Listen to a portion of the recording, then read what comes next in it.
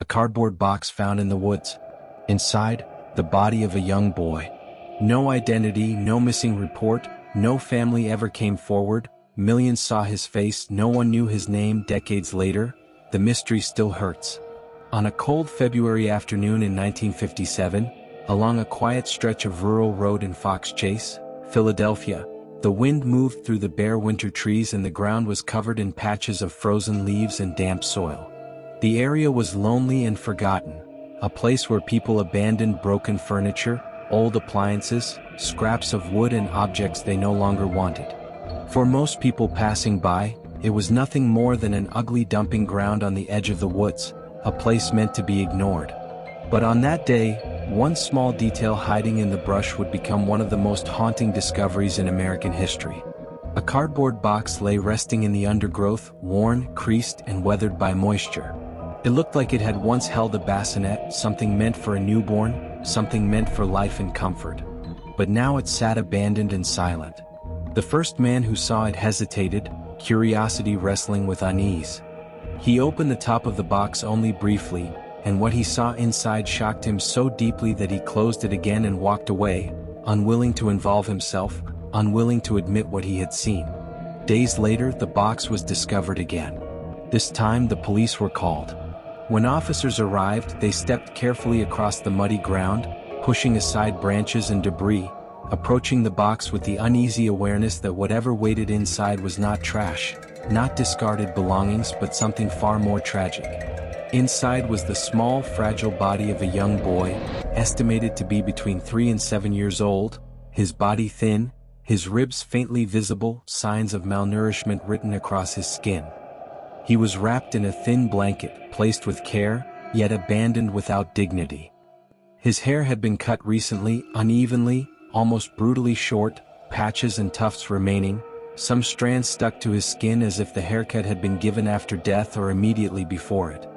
His lips were cracked, his arms and torso bore bruises in different stages of healing, his hands appeared scrubbed clean, almost polished, as though someone had tried to erase evidence, erase fingerprints, erase his story. There were small surgical scars, one on his ankle, one in his groin area, proof that someone at some point had taken him to a doctor, that his life had intersected with the medical system, that his existence had been recorded somewhere, somehow. Yet no one had reported him missing. No school records surfaced, no neighbors came forward, no frantic parents called in desperation. The silence surrounding him was louder than any confession. The question hung over investigators like a shadow. Who was this boy? Police photographed his body, recorded every detail, every scar, every bruise, every mark that might one day identify him. The investigation spread across the city and beyond. Newspapers printed sketches, radio broadcasts described his features.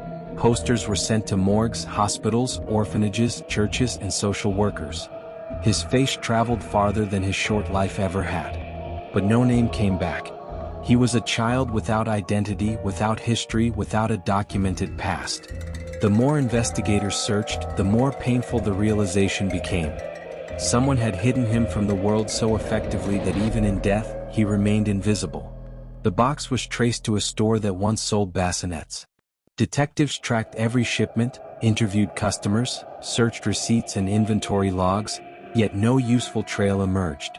The blanket was analyzed, fibers studied, patterns compared, nothing led to a clear owner.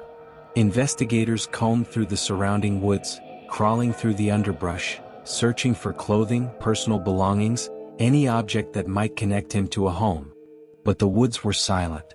Over time, the boy began to live in the memories of those who worked the case. Detectives spoke of him in hushed tones, not as an evidence file, but as a presence, a responsibility they carried long after their shifts ended. Some officers kept his photograph with them, a reminder of a promise they felt obligated to keep, the promise that one day he would have a name. They posed his body in clothing and photographed him upright, in hopes someone might recognize him as he might have looked in life. It was a desperate act, emotional, unsettling, but born from the belief that someone out there had once known this child and might finally come forward. No one did. Years stretched into decades. Officers retired, New detectives reopened the case, forensic scientists re-examined bones, tissue samples, hair fragments. Each new generation inherited the same haunting mystery. The boy was exhumed, tested, reburied. His grave marker read, "America's unknown child." Visitors began leaving small toys, flowers, letters, messages written to a child they never knew but somehow loved. The tragedy transcended the crime, becoming a symbol of lost innocence, of a world that had allowed a child to vanish unnoticed. Eventually, DNA technology offered a final chance. Genetic genealogy mapped family trees, traced bloodlines, pieced together strands of identity scattered across generations. Slowly, painfully, a name emerged from the silence. Joseph Augustus Zarelli. For the first time, the boy in the box was no longer anonymous. He was a real child with a history, a birth, a lineage. But identity did not erase the ache of his story. It raised new questions, deeper ones, heavier ones, questions that lingered in the minds of investigators and the public alike. Who failed him? Who silenced him? Who cut his hair, wrapped him in a blanket, placed him inside a box, and left him alone in the woods? The truth remains incomplete, resting somewhere between memory and silence, between what was recorded and what was buried forever. And even now, decades later, the mystery still hurts because Joseph was not just a symbol, not just a case, not just a headline. He was a child. And the world refuses to forget him. If you enjoyed this story and want more real mystery investigations like this, please leave a like and subscribe.